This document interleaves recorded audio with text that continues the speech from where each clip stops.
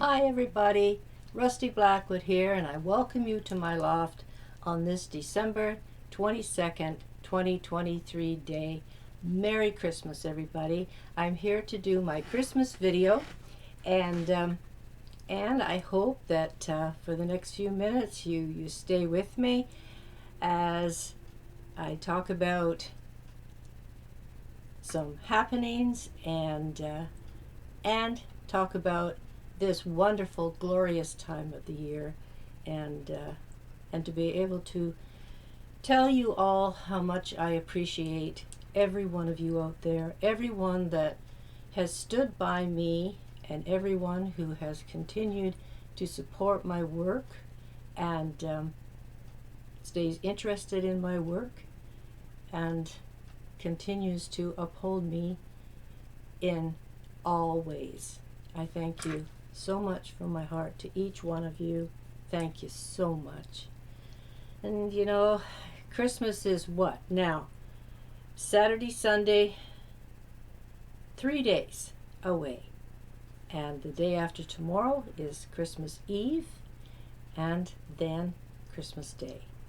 And for all of you that have known me for quite some time, you all know that Christmas Day is not only where we celebrate the birth of our Lord Jesus Christ, but it was also my mother's birthday. And to be born on Christmas Day, I think is probably one of two things. It's probably great to begin with, to know who you share your birthday with, but to also sort of be lost in the rush and the hubbub of the day. And I know I once asked my mom what it was like to celebrate your birthday on Christmas Day. I said, don't you feel kind of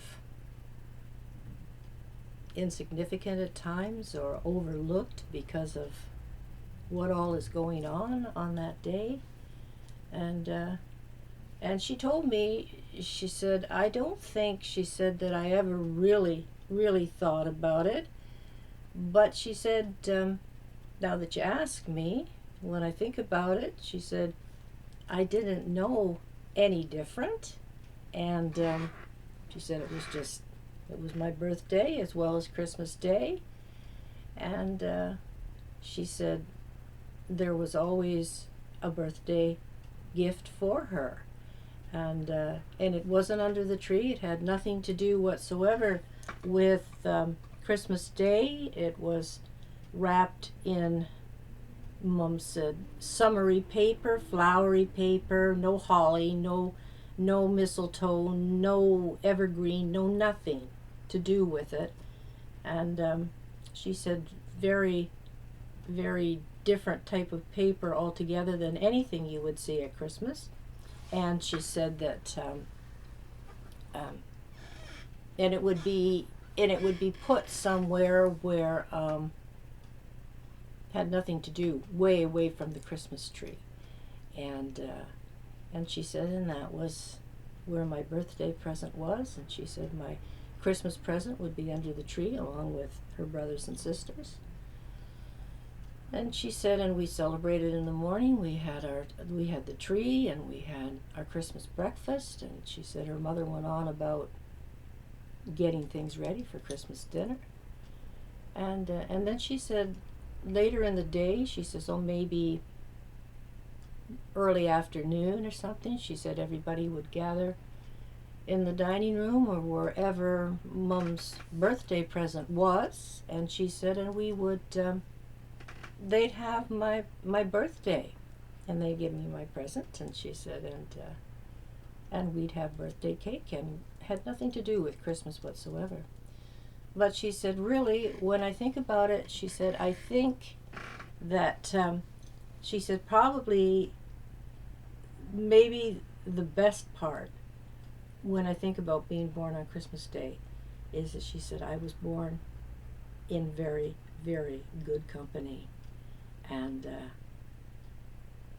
she said to celebrate a birthday the same day as him. And so I guess when you think about it, maybe that's the way to look at it. If your birthday falls on like a holiday in the year, maybe that's a good way to look at it, rather than think that like you're being cheated because it's your birthday and it's your special day and you're special, but yet no, it's kind of lost. It falls by the side of the road because it is whatever special holiday of the year. And I know my oldest son can sort of relate to that. It has nothing to do with Canada, of course, but he was born on July the 4th, which is, naturally Independence Day in the United States. And I used to ask him, tease him, not ask him, but tease him about being born on the 4th of July.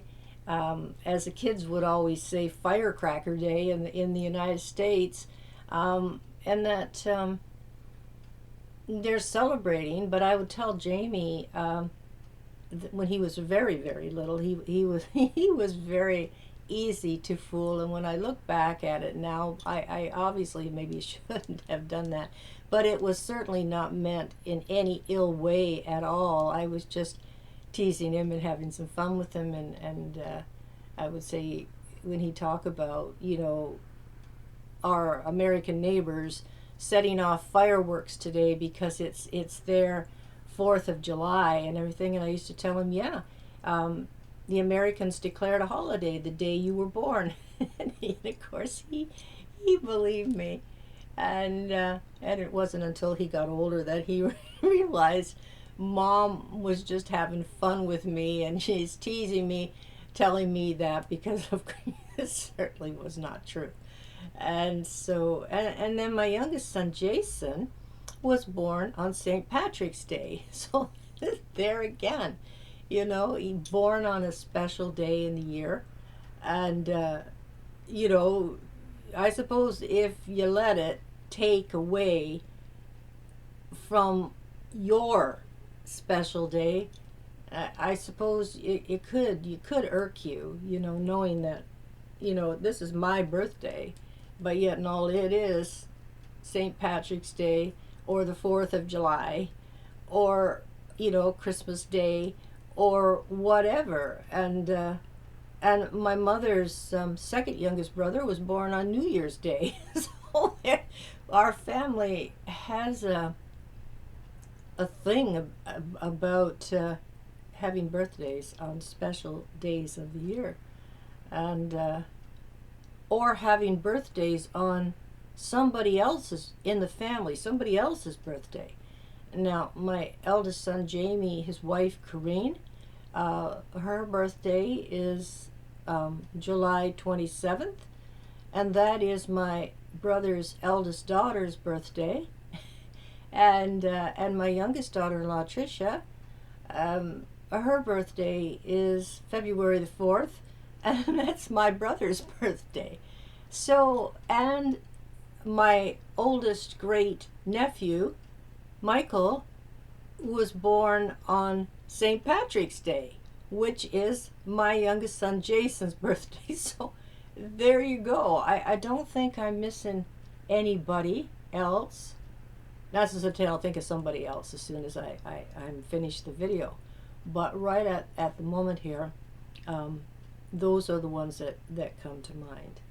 And so, but as I say, if you happen to be born on a special day, holiday, it is still your special day as well. And I hope that you all celebrate it as such and enjoy it, because it is your right to enjoy it, and I hope that you do.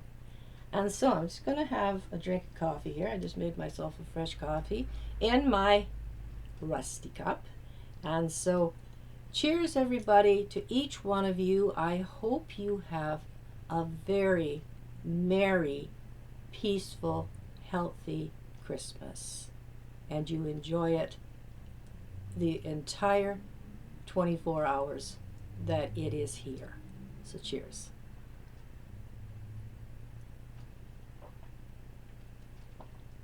Sit it down here beside Autumn and she can look after it. Either that or Lady's pal here can sip away at it and enjoy himself. I don't know that horses drink coffee. They are vegetarians. They don't eat meat, and they just eat grain and clover and grass, and you can make them a special treat with like a bran mash, or give them a cob of corn, give them a lump of sugar. They enjoy that very, very much, and but I don't think they drink coffee. Then again, you never know, because horses are very, very in tune to humans, to their master, and I suppose whatever you happen to be drinking, if you offer some to your horse, maybe the horse will, sip away at it themselves and enjoy it. You have to try that. Leave it down in the comments sometime in one of my videos if you happen to do that, and then let me know what you gave your horse and if your horse enjoyed it. And I wouldn't advise you giving your horse alcohol, but if you're having eggnog, or you're having a ginger ale, or you're having orange juice or peach juice or whatever, or tea or coffee, maybe they would enjoy having that. And so that would be something that now that I talk about it, I'm speaking about it, I'd really like to know. And I have a young cousin. She just graduated last year as a dental hygienist. Shay. Hi, Shay. Merry Christmas. And she's an equestrian. And if I recall right, I could have this wrong, and correct me, Shay, if I do have it wrong, but I think your horse's name was Maggie. And Maggie oftentimes would wear a pink bridle. And I thought that was so cool. And I'm sure that was Shay's input there, because it would have to be, I would think, a very special order, because I don't know that bridles come in custom colors. They possibly might nowadays. I mean, years ago they didn't. It was either black or brown. I think you could get them in a tan, which is a lighter brown. But although I must correct myself here, because the tacked gear that I had for my pony Pal when I was a little girl was red. It was a red saddle, and it was a red bridle, and the bridle and the saddle were trimmed in nickel studs. Oh, it was a beautiful, beautiful set. It really, truly was. And oh, those were the days, back when life was simpler. There didn't seem to be the rush and maybe the problems that so many people today, are bothered with. Although I'm sure you've always had stress. There's always been, worry and wonder as to what is going to happen or whatever. And but of course today that seems to be a never-ending thing for everybody, including me. But I think if you can just sort of settle yourself down and realize that you're not the only one that may be feeling that way or whatever, I think it does help. And try to shift your thoughts and that to nicer things and better days ahead, and always trusting in the Lord to guide you if you're not sure, pray and ask for guidance, and it always comes. It materializes in one form or another. And so, I hope you like my Christmas set here today, my tree. I try to do my tree differently each year, but yet no, it always seems to turn out to be the same in so many ways as prior years. And I think that is because I always include my my mother and dad's old ornaments that Mom gave me so long ago, and like when she left the farmhouse to move into her apartment back in 1985. um, she she had to downsize, of course, and so she was going from a 10-room house, um, and if you include the huge closet at the top of the stairs, that it was actually a tiny little room. I suppose you could say an 11-room house, farmhouse, big yellow brick farmhouse that my grandfather built where I grew up. And so she had to downsize, of course, because she was going to a one-bedroom apartment, and which would be her home for the next 30 years. And so, of course, she got rid of a lot of things. She went through her things, and she sent a lot of her ornaments and things to my brother and his wife Susan, and gave me some of these other ornaments that for me to have. And this one right here, if you can see it, I can turn it just a little bit. The light catches it here. It's all these are all hand painted. They're hand blown and hand painted, and this is my very favorite one of all. And I remember this tree ball as far back as I have memory. I have no idea how old it is. I don't know if my mother and dad purchased this, after they got married, or what, or whether it had belonged to my mother's mother or my dad's mother. I don't know, because everything, the country custom always was, and I'm quite sure city custom as well, to hand down different things from one generation to the next generation. And so I don't know the history of that. A lot of these balls that hang on here, I've bought myself over the years. This cardinal here, for instance, this cardinal's special because I have bought this for someone very special to me. The first year, the first Christmas following his father's passing, and I know that he was very close to his father, and the red cardinal is always been known as a very, like, a special messenger. When you see one appear, the red cardinal, the male cardinal, in your anywhere on your property, around your oh, I knocked one down here, and I don't know where it went right at the moment, but I will find it after the video. And anyway, getting back to the cardinal, that especially in the wintertime, I mean, it would be significant year round, but especially in the wintertime, because they are so fluorescent red, and against the snow, at least here in the northern hemisphere,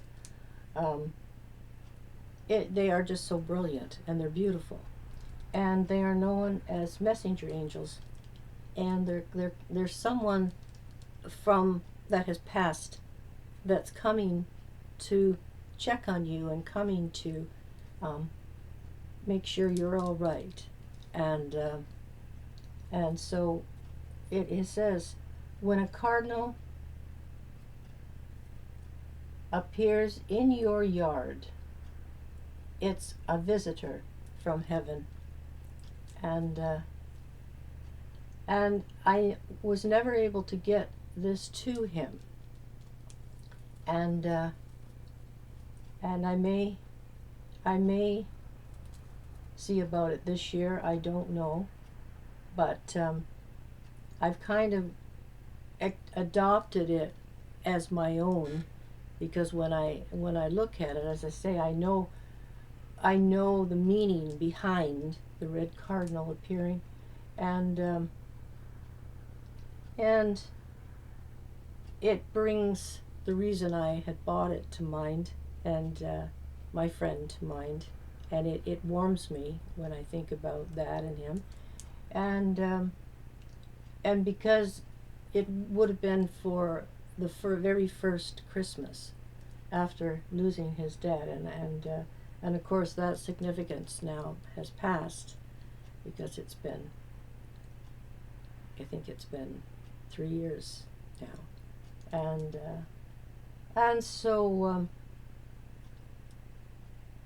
and he doesn't, he doesn't tend to believe some of the things that when I tell him these things, and so but that's, that's his, up to him. Everybody has the right to believe as they wish, and but I believe this, and I have met different people who have something with the red cardinal, with this saying, maybe not worded exactly the same, but meaning the same, hanging in their windows, or they put them on their Christmas tree, or they have them around in their home somewhere. And I was to visit friends of mine the other day, and we got talking about the red cardinal, and she went in and come from the kitchen table. She had gone into her living room, and she was back directly with this beautiful, oh, it was just beautiful, awesome red, deep red um, glass cardinal. The wingspan on it would have been about like that, and so, and it had been blown in the shape of the wings spread, as though the cardinal was getting ready to take off and flight, and she just had it sitting on her table, and oh my, it was just breathtaking. It was just glorious. I loved it, and we were talking about the significance of it and what it means, and so if you should see a red cardinal anywhere in your yard throughout this winter, that's maybe why they're there, just checking on you. It's somebody that has passed, that means the world to you, and they're never far away, and so and I hope that thought helps people to cope with those real lonely feelings that they have at any time of the year, but especially at Christmas. And as I say, for me, it's a very bittersweet time of the year, because it is my mother's birthday, and on Christmas Day, and of course my mom has been gone for, it's coming 9 years. I think it was, yes, just this past September 18th, and so um, you know that's the way it is, and that's something that it's getting easier as time goes by, but the empty feeling, the hole is never going to close, and it's you can't change it, so you just cope with it, and so but I know she's not far away, and like it is for anybody that loses someone that is extremely close to them, and even if they're like friends that you've lost, because a friend, you can love a friend fully as much as you love your own parents and brothers and sisters and people super close to you, and maybe the love is a little different, because there are so many types of love, and but when you lose them, it is the impact is fully as hard to cope with as it is when you lose a family member, and